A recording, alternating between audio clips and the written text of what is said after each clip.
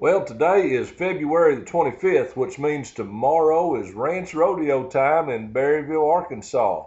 Our church is going to send 4 teams to compete, and I'm fairly confident that two things are going to happen. One, I'm fairly confident we're going to have a really good time. Actually, I'm real confident we are. And I'm also fairly confident that we are going to win. How's that? We'll find out. We'll see. We'll see here in a day or two. Uh, Here's one thing I am confident about when it comes to winning, and that is that God really does want you to be a winner. And for us to be a winner, that is to really embrace this life that He has uh, came to give us. We have to be free. And that's why we've been talking about the Freedom Trail in these series of messages. The purpose of this video, as well as the other ones that I've recently put on YouTube, the purpose of this video is to recap some of the thoughts from the prior Sunday's sermon. That's what I want to do right now.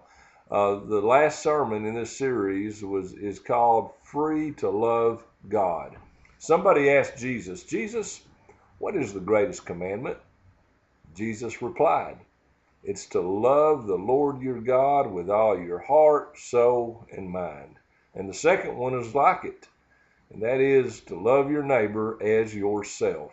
Now, that being the greatest commandment, it just goes to figure. You just got to figure that that's what life is all about. It really is to love the Lord your God with all your heart, to love your neighbor as yourself. If you do those three things, you're free and you're doing very well. And therefore, the enemy, he wants to stumble us up in those things. And we talked about on the last message that he will use lies to keep us from doing those three things. That is loving God, loving ourselves, and loving others. And in talking about free to love God, some of us do not love God to the capacity that we could because we've bought into a lie from the enemy.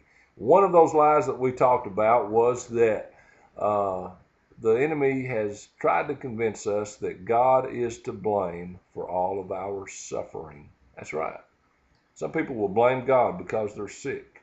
Some people might blame God because they've experienced a tragedy in their life or abuse of some ways or another.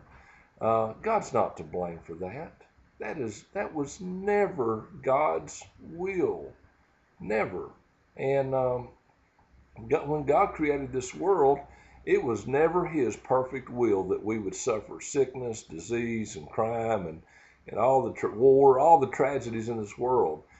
Those things came about not because of God's will, but because of man's free will. We could talk a lot about that, but bottom line, it's not God's will.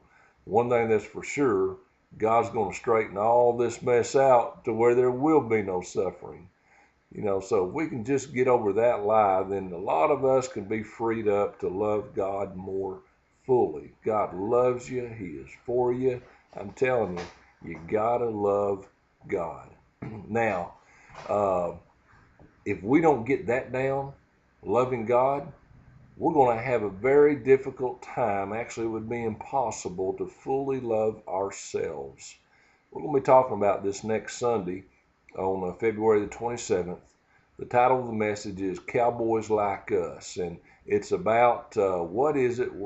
What do you think about yourself? Do you love yourself? Somebody once said that next to God, you ought to be your best friend. You better really love yourself, because when you love God, when you grow in your love relationship with God, you really will begin to love yourself more.